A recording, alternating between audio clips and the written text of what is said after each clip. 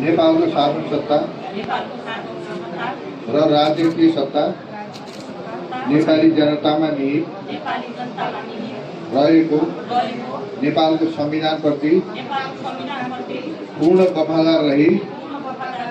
सत्यनिष्ठापूर्वक प्रतिज्ञा गर्दै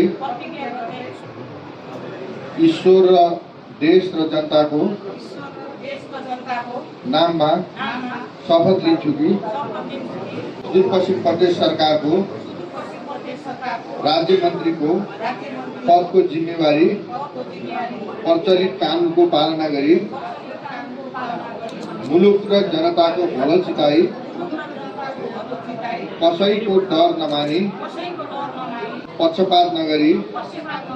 पूर्वाग्रह वा खराब भावना नलिई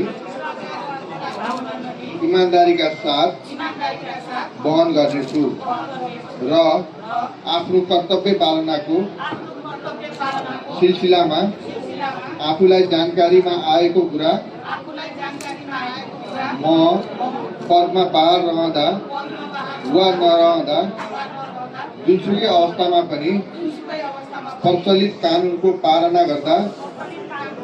बाहेक अरू अवस्थामा कुनै किसिमबाट पनि प्रकट वा संकेत गर्ने छैन। धन्यवाद।